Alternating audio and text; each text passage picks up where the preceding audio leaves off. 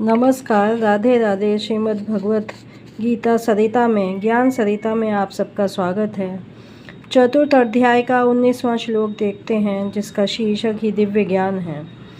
तो देखते हैं कि 19वां श्लोक है कि यस्य सर्वे समारंभा काम संकल्प वर्जिता ज्ञानाग्नि दग्ध कर्माणम तम आहु पंडितम बुधा। कि विद्वान पुरुष किसे पूर्ण ज्ञानी कहते हैं, पंडित किसे कहते हैं। कि यस्य सर्वे समारंभा, जिस व्यक्ति ने अपने सभी कर्मों को, जिस व्यक्ति के सभी कर्म काम संकल्प वर्जिता, अकामना से, इंद्रिय तृप्ति की कामना से रहित होते हैं। जिस व्यक्ति के प्रत्येक प्रयास, प्रत्येक कार्य इंद्रिय तृप्ति की कामना से, इंद्रिय इच्छा की पूर्ति की कामना से रहित होते हैं।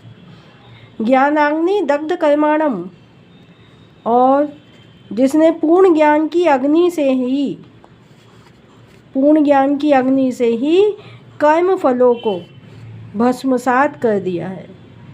जिसने पूर्ण ज्ञान की अग्नि से अपने कर्मों के फलों को जला दिया है, भस्म कर दिया है पूर्ण ज्ञान की अग्नि में, तमाहु पंडितम बुधा, उसे ही बुद्धिमान पुरुष ज्ञानी कहते हैं।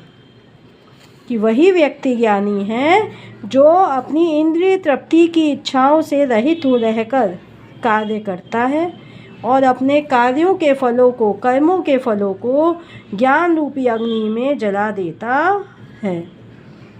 वही पंडितों के द्वारा विद्वान कहा जाता है, ज्ञानी कहा जाता है। असली ज्ञानी वही है, क्योंकि पूर्ण ज्ञानी ही इंद्रिय तृप्ति की प्रवृत्ति से, पूर्ण ज्ञानी व्यक्ति में ही इंद्रिय तृप्ति की प्रवृत्ति का अभाव रहता है और ये भगवान के नित्य दास के रूप में अपने स्वरूप का पूर्ण ज्ञानी होता है, जिसके द्वारा वह अपने कर्म फलों को भस्म कर देता है, ज्ञान की अग्नि में भस्म कर देता है।